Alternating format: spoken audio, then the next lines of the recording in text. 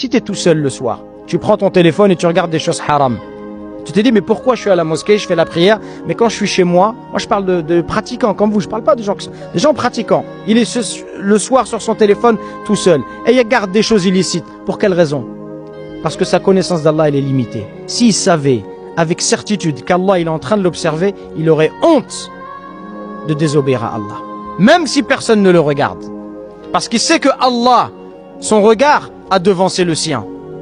Donc cette croyance-là, c'est pas une croyance théorique, la aqidah. C'est une croyance vivante. Une conscience intime qui t'aide à devenir meilleur. Qu'est-ce qu'il lui dit Luqman à son fils? Ya bunay, innaha in taku mithqala habbatin min khardalin, fatakun fi sakhratin, aw fi as-samawati aw fi al-ard, ya'ti biha Allah. Inna Allah latifun khabir. Oh mon enfant, fût-ce le poids d'un grain de moutarde. Donc la chose la plus petite que tu puisses imaginer. Le poids d'un grain de moutarde. Au fond d'un rocher. Ou dans les cieux, ou dans la terre, Allah le fera venir. C'est-à-dire qu'Allah, il a parfaitement connaissance de l'existence de ce grain de moutarde. Allah est infiniment doux et parfaitement connaisseur. Et c'est exactement comme ça que le prophète, il enseignait l'islam à ses compagnons.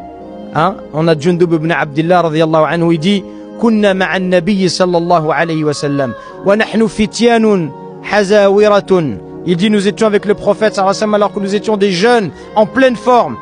Fata'allamna al-iman qabla an nata'allama al-Qur'an. Alors nous avons appris la foi, connaissance d'Allah, avant d'apprendre le Coran. Thumma ta'allamna al-Qur'an fazdadna bihi imana. Et il dit ensuite on a appris le Coran et cela a fait augmenter notre foi en lui. Donc cette connaissance religieuse, elle a de valeur que si elle repose sur une foi qui est solide.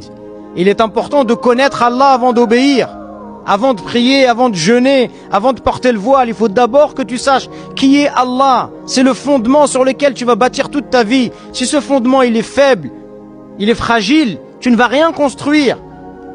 C'est pour ça qu'on voit des gens, pendant 10 ans, il est à la mosquée, il laisse la barre, et puis ça y est, il est passé à autre chose. Il a 25-30 ans, il est parti sur une autre voie. Pourquoi? Parce que cette base, elle n'était pas là. Et que peut-être il a voulu juste suivre le mouvement, être avec les jeunes de son quartier.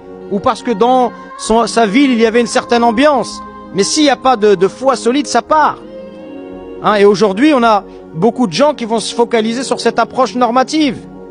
Il n'y a pas d'éducation spirituelle, il n'y a pas de purification de l'âme, il n'y a pas de connaissance d'Allah. Et comme ces choses-là, c'est les fondements, alors sa religion, elle est fragile. Il prie, demain il a un problème, il abandonne tout. Demain il divorce, il arrête la prière. Demain il perd son travail, il tombe dans l'alcool. Pourquoi? La foi, elle est faible. Pourquoi la foi, elle est faible? Parce qu'on n'a pas compris le cheminement naturel qui est d'abord